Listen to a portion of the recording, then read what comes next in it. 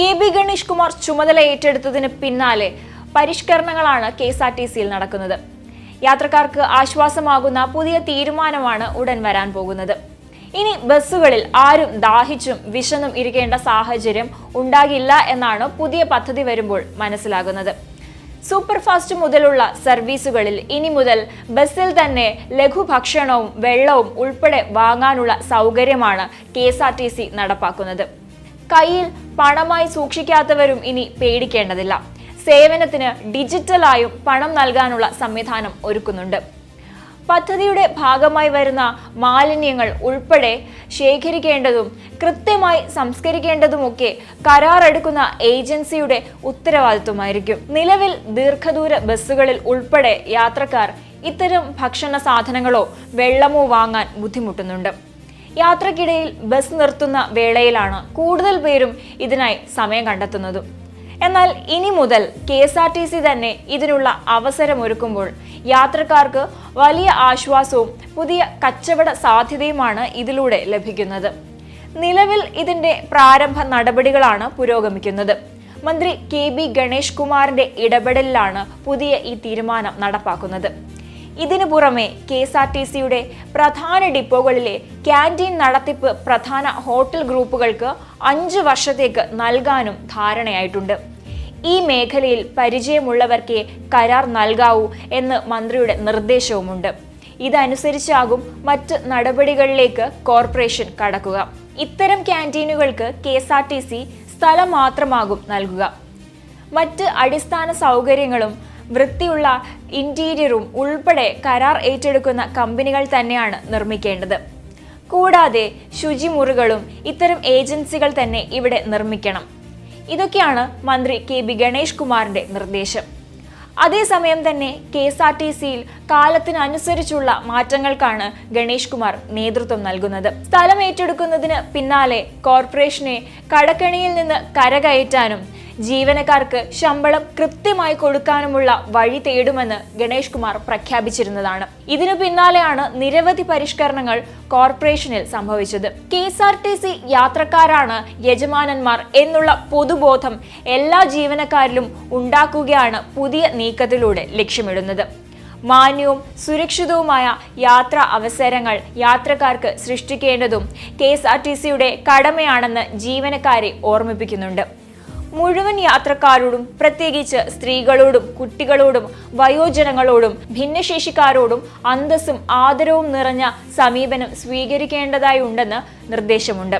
ഇതിനായുള്ള നിർദ്ദേശങ്ങൾ KSRTC chairman and managing director പുറപ്പെടുവിച്ചു. ഇത് സംബന്ധിച്ച 10 നിർദ്ദേശങ്ങളാണ് പുറത്തിറക്കിയിരിക്കുന്നത്. അതിൽ ഒന്നാമത്തേത്, രാത്രി സമയങ്ങളിൽ യാത്ര ചെയ്യുന്ന യാത്രക്കാരുടെ സുരക്ഷയും സൗകര്യവും മുൻനിർത്തി രാത്രി 10 മണി മുതൽ രാവിലെ 6 മണി വരെ സൂപ്പർഫാസ്റ്റ് വരെയുള്ള സർവീസുകൾ ടി ക്ലാസിന്റെ സ്റ്റോപ്പ് പരിഗണിക്കാതെ ദീർഘദൂര യാത്രക്കാരെ അവർ ആവശ്യപ്പെടുന്ന സ്ഥലത്തെ ബസ് സ്റ്റോപ്പുകളിൽ നിർത്തി സുരക്ഷിതമായി ഇറക്കേണ്ടതാണ്. രണ്ടാമത്തേത്, കോർപ്പറേഷന്റെ കടുത്ത സാമ്പത്തിക ബുദ്ധിമുട്ടിൽ യാത്രക്കാരിൽ നിന്നും ലഭിക്കുന്ന ടിക്കറ്റ് വരുമാനമാണ് ഏറ്റവും പ്രധാന വരുമാന സ്രോതസ്. അതിനാൽ തന്നെ ഓരോ ചെറിയ തുകയും വളരെ പ്രധാനപ്പെട്ടതാണ്. വഴിയിൽ നിന്നും കൈ കാണിക്കുന്ന യാത്രക്കാരൻ അന്നദാതാവാണ് എന്ന പരിഗണന നൽകണം. കെ.എസ്.ആർ.ടി.സി ബസ് സ്റ്റേഷനിൽ നിന്നും ബസ്സുകൾ എടുക്കുമ്പോഴും ബസ് സ്റ്റേഷനിൽ നിന്നും പുറത്തേക്ക് ഇറങ്ങുന്ന വേളകളിലും സ്റ്റോപ്പുകളിൽ നിന്നും ബസ് എടുക്കുമ്പോഴും ബസ്സിൽ കയറുവാൻ കൈ കാണിക്കുന്ന എല്ലാ യാത്രക്കാരെയും നിർബന്ധമായും കയറ്റിയിരിക്കണം.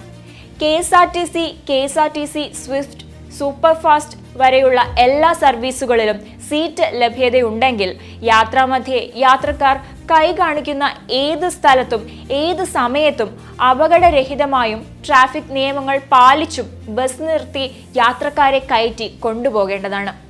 മൂന്നാമത്തേത്, ബസ്സിൽ കയറുവാനും ഇറങ്ങുവാനും ബുദ്ധിമുട്ടുള്ളവർ, വയോജനങ്ങൾ, ഭിന്നശേഷിക്കാർ, കുട്ടികൾ എന്നിവരെ ബസ്സിൽ കയറുവാനും ഇറങ്ങുവാനും കണ്ടക്ടർമാർ സഹായിക്കേണ്ടതാണ്. നാലാമത്തേത്, രാത്രി 8 മണി മുതൽ രാവിലെ 6 മണി വരെ സ്ത്രീകളുടെ സുരക്ഷയും സൗകര്യവും കണക്കിലെടുത്ത് മിന്നൽ ഒഴികെയുള്ള എല്ലാത്തരം ബസ്സുകളും സ്ത്രീകൾ ആവശ്യപ്പെടുന്ന സ്ഥലങ്ങളിൽ ബസ് സ്റ്റോപ്പുകളിൽ സുരക്ഷിതമായി നിർത്തി ഇറക്കേണ്ടതാണ്.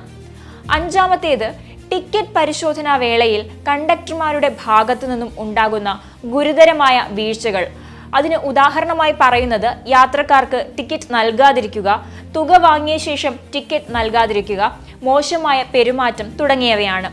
ഇങ്ങനെയുള്ള കാര്യങ്ങൾ ശ്രദ്ധയിൽപ്പെട്ടാൽ ആ ജീവനക്കാരനെതിരെ കർശനമായ നടപടി സ്വീകരിക്കുന്നതാണ്.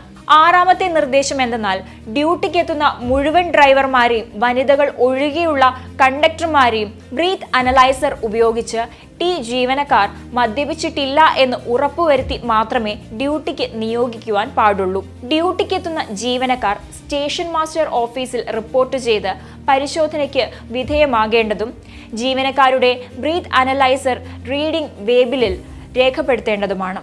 ഇത് ഡ്യൂട്ടിയിലുള്ള ഷെഡ്യൂൾ ഇൻസ്പെക്ടർമാർ അല്ലെങ്കിൽ സ്റ്റേഷൻ മാസ്റ്റർമാർ പരിശോധിച്ചു ഉറപ്പുവരുത്തേണ്ടതുമാണ്. ഏഴാമത്തെ നിർദ്ദേശം വൃത്തിയും ശുചിത്വവുമുള്ളതും സ്ത്രീകൾക്കും പുരുഷന്മാർക്കും പ്രത്യേകം ടോയ്ലറ്റുകളും ലഭ്യമായതുമായ ഹോട്ടലുകളിൽ മാത്രമേ ബസ്സുകൾ നിർത്തുവാൻ പാടുള്ളൂ എന്നതാണ്.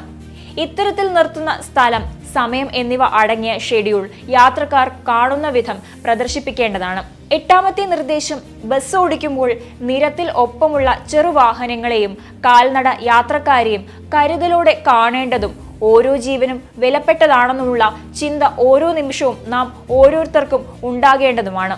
അപകടത്തിന് ഉത്തരവാദിത്വം ഇല്ല എന്നതിനേക്കാൾ അപകടം ഒഴിവാക്കാൻ വേണ്ട മുൻകരുതൽ എടുക്കുന്നതിനാണ് പ്രാധാന്യം നൽകേണ്ടത്.